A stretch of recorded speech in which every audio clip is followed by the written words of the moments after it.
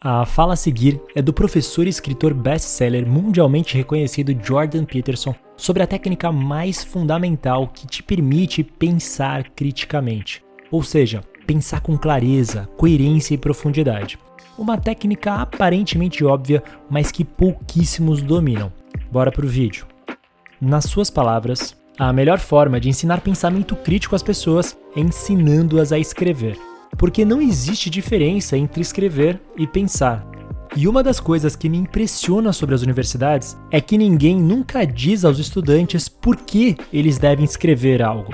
É como se eles dissessem: bem, você precisa fazer esse trabalho porque você precisa da nota. Não é nada disso. Você precisa escrever para aprender a pensar. Porque pensar faz você agir eficientemente no mundo.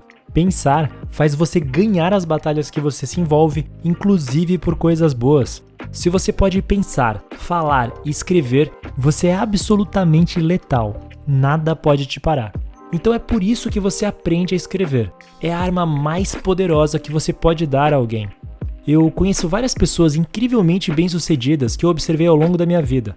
E essas pessoas, bem, você não quer ter uma discussão com elas. Elas vão acabar com você, mas não de um jeito maldoso. Assim, se você for apresentar o seu argumento e elas apresentarem o delas, é bom que você tenha os seus argumentos bem organizados, porque senão você vai parecer e ser um tolo completo. Mas se você consegue formular seus argumentos de forma coerente, fazer uma apresentação, se você consegue falar para as pessoas, se você consegue apresentar uma proposta, as pessoas vão te dar dinheiro, oportunidades, você terá influência. Ensine as pessoas a serem articuladas, porque essa é a coisa mais perigosa que você pode ser. E é um mistério para mim porque isso não é autoevidente, porque não é óbvio. É como se existisse uma conspiração para trazer pessoas ao sistema educacional para torná-las ainda mais fracas. E eu acho que isso talvez ajude a diminuir a competição. Talvez seja uma forma de pensar sobre isso. Se seus alunos são estúpidos, eles não vão te desafiar.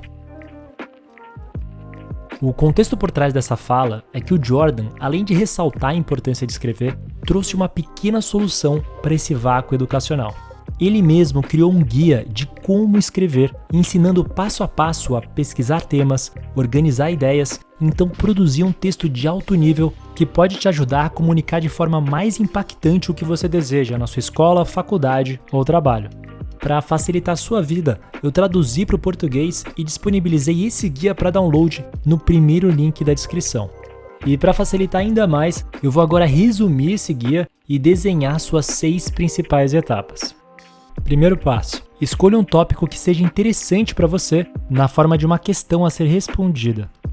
O assunto precisa te interessar, te intrigar, porque se você estiver entediado sobre o que escreve, vai inevitavelmente entediar também o seu leitor, que não é o que você quer. E escrever o tópico na forma de pergunta intensifica ainda mais o ímpeto da sua curiosidade para buscar uma resposta que mate a sede da sua questão. Alguns exemplos para você entender. Quais os limites da liberdade de expressão? Porte de armas, liberar ou proibir? Segundo passo: leia, leia e leia mais um pouco. Se você estiver muito tempo encarando a tela ou papel em branco na sua frente, é porque provavelmente não tem muito a dizer, não tem ideias suficientes. Por isso, leia algo. E se não funcionar, leia mais ou algo melhor até resolver o problema do seu branco. Crie uma lista de livros e artigos que podem ser úteis na sua pesquisa. E caso você não conheça nenhum, comece com o Wikipedia mesmo e se aprofunde nas referências bibliográficas dos seus artigos, que já é um ótimo começo para encontrar fontes interessantes de leitura inicial. Terceiro passo: tome notas inteligentes. Quando estiver fazendo anotações, não se limite apenas a sublinhar ou grifar o conteúdo lido, porque não existe evidência de que isso funcione. O que funciona mesmo é usar suas próprias palavras para garantir que entendeu o que leu. Leia o parágrafo que te interessa e, em seguida, sem olhar, escreva ou fale em voz alta seu entendimento do parágrafo. Depois, verifique no texto original se entendeu certo. E caso não, repita o processo até ter certeza que você compreendeu. E além disso, é essencial fazer de 2 a 3 vezes mais anotações do que o tamanho do texto final que você quer produzir, porque você precisa saber muito mais do que efetivamente vai escrever. Quarto passo: crie o esboço do seu texto. O esboço de um texto é como o esqueleto de um corpo. ele mostra sua forma e estrutura fundamental na forma de frases curtas que resumem as ideias contidas nos parágrafos. Isso te ajuda a ter uma visão por cima do futuro texto e te ajuda de antemão a planejar e decidir o que realmente será escrito no fim.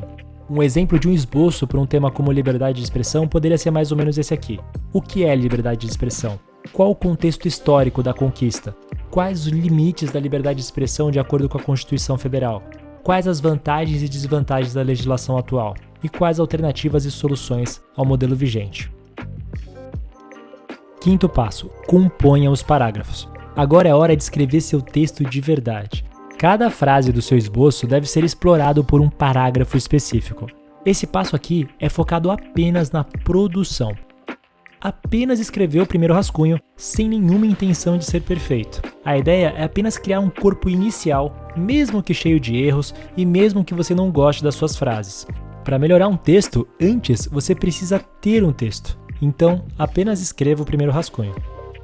Sexto e último passo, edite seu primeiro rascunho quantas vezes for necessário. Aqui a ideia é reduzir e organizar.